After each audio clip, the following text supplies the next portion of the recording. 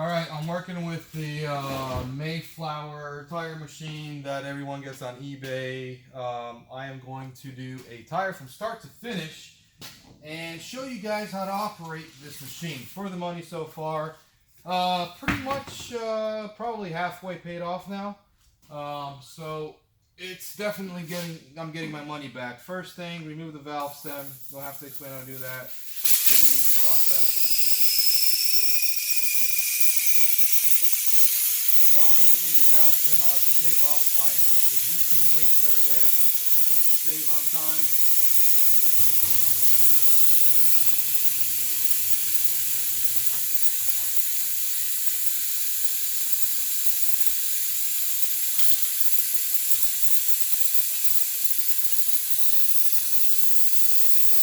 Alright.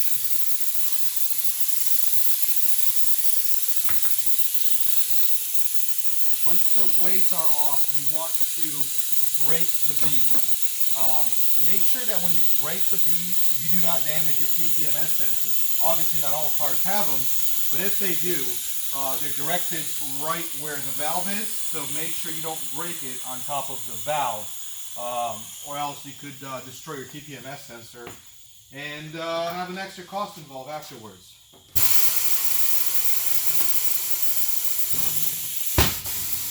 That satisfying pop, pretty much know that you have broken your bead.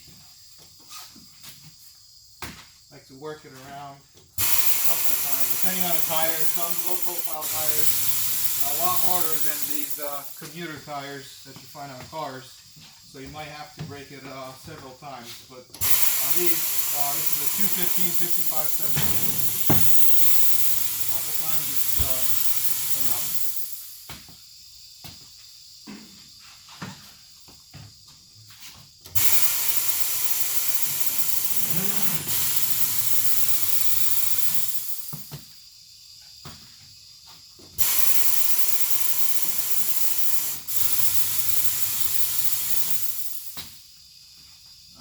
So then you want to, it can be tricky sometimes to put it in here and hold it in. This machine does have nice plastic claws to not damage your rim. But once it's in there, pretty much when I give it a tug and make sure it has grabbed the rim on all four sides. Once it has grabbed on all four sides, you know it is right. Valve, again, you want to pay attention to this. You want your valve around maybe 7 o'clock or so. Forgot exactly what you call these things. Your dovetail, that's what you call it. I'm new to this as well as you guys are, so I'm not a professional. That's why I wanted to make this video. This is probably my maybe 15th time I'm doing this. So obviously what I've learned, it goes on top of the duck head, catch the lip of the tire. You want to push down on this side. Once you push down this side, get that over. And again, this is a lot easier than low profile tires, but it can be done with low profile tires too. I've done it, just a little harder. So start spinning it around, and there she goes. That's one. And this one again can be a little bit tricky. You need to catch the bottom lip of the tire. And once you do, kind of lift up the tire. Obviously, if there's two people, it's a lot easier, but if you're yourself, it's not that complicated. You just have to work a little harder. There you go. Once you've got that over, spin it again. And your tire is off. Whoops. Something just fell.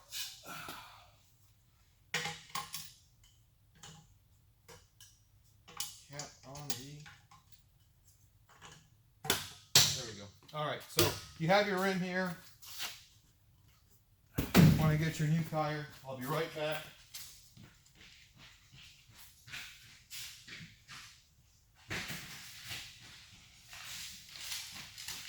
Alright, new tires.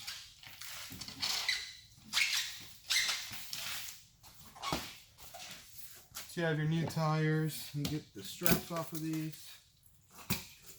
Alright. most of the tires, let me get these stickers off while I'm at it. Most of these tires will have a dot. A lot of people do not realize that or don't know what they are. Well, from what I've been told, again, I am new at this and I'm just sharing with you what I've been told by other people, is that the yellow dot needs to be aligned with the stem of the tire. And the reason that's done is because you're trying to get the least amount of weight on the tire, and when they balance the tire from factory, they've determined that that's where it needs to go. Now, before you put on the tire, obviously you need some either soap or water or some special, I just ordered from Amazon, Purple Power tire lubricant, works just fine. The secret in mounting the tires, I'll tell you, learned this the hard way, is lubricating. And you're going to forget, believe it or not, you're going to forget it a couple of times when you do this, because I have forgotten. No matter how many times you put it in your head, need to lubricate, you will forget. But once you've done some sets, you'll remember to do it once it's not fitting right in. You know, you probably damaged a tire or two. I did, so it's not the end of the world. As long as it goes on there and holds air, you should be fine, as long as it's not a big tear, obviously. So tires have most of the tires have an inside and outside. Usually where the yellow dot is over here, you will find the outside as well. So there's a number of ways of putting this in there. I just like to secure this on the rim.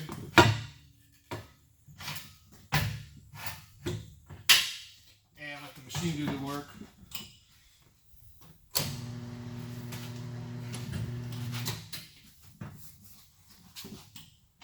There we go.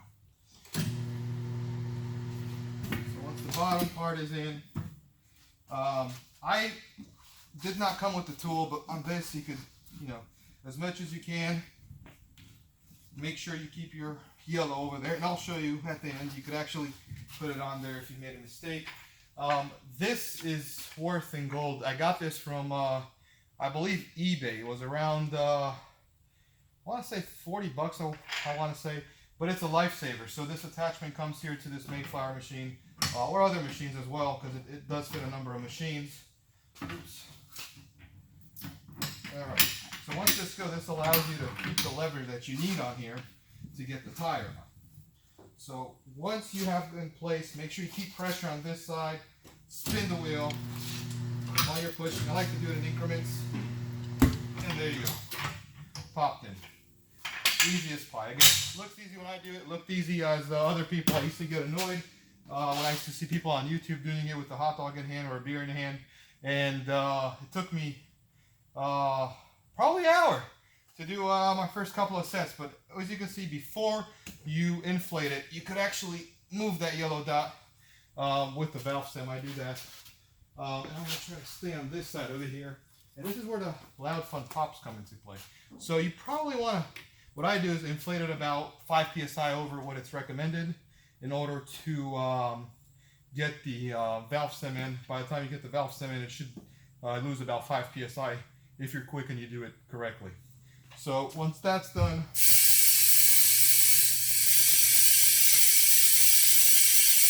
has a nice gauge over here that you can see the correct air. And again, I go about 40 psi. Around 30 is when you're going to see it pop.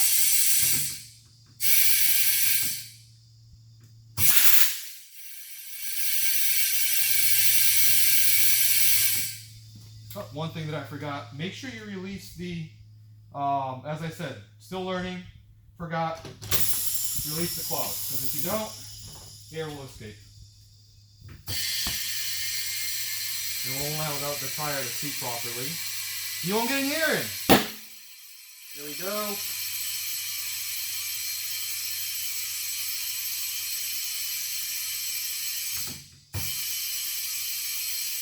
We're around 30 psi right now.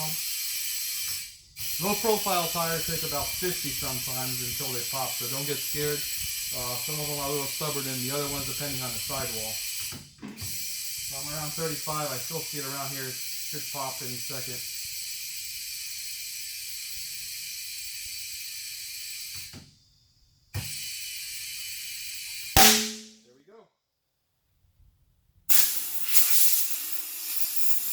make sure you have your valve prepared. I just took mine off a little bit because I was a little bit over 40. So once you get this prepared, and again, this is going to take time. You're probably going to drop it a couple times. What I did is I put a little hose, my valve set remover. That way it's easier to handle and put it in quicker. And just like that, put it in there. Check it for air. We are around 36, so I did a little faster than usual. There we go, 35. Put your valve stem cap. And now comes the balancing. I did get the combo with the balancer. It's going to be a little harder for you guys to see what I'm doing here, but I will explain to you. You have to get the number of cones. Make sure you take your cap first. If not, it will pop off once you put it on the stem here. But make sure which cone fits which wheel. Different wheels, different cones. Once you tighten this, I'm just going to explain to you really quick. First thing, you want to measure the offset of the rim. Once you do that, this comes with the kit as well. This measures the wideness of the rim itself, and then you have to input the tire information. And I'm going to actually grab the camera so I could show you. That way you won't question it like I did with all these videos on YouTube that are circling around. So, try to get above the wires here. So this one, the distance, as you could see right now, mine is showing, I don't know why there's that glare, but it says 55. And I measured it with this, and as you could see, right there is where I got my number from. The second number, which is that, is 8. Again, glaring, don't know why. It says 8. Take my word for it, and that's what I get with this tool. It's a 8-inch wide rim. And the last one, that one, 17-inch. So that is how I got my information. Once you do that, I like to just give it a little push so you don't strain the motor. Hit start. And as you can see, this is done with the regular, this is, I believe, a Lowe's compressor that I've had for years. Works just fine. You don't need a heavy duty compressor. It'll just work a little harder for your tire machine. So once everything is done, it shows 0.50 ounces on each side. So you have a inner and an outer. So the inner would be on this side and the outer would be on the face of the wheel.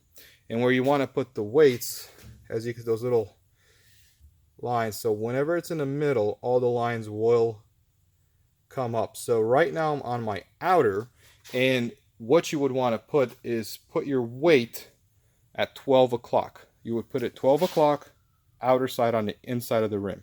And then the same goes for the inner. Move it until you see all of them light up. And you would want to put it on the inner side, 12 o'clock. And once that's done, you spin it again, hit start. And if you see 0, 0, 0, 0 on both sides, you know that your wheel is balanced. If not, it will tell you again to repeat the process until it all zeroes out. And that's about it. It's very simple.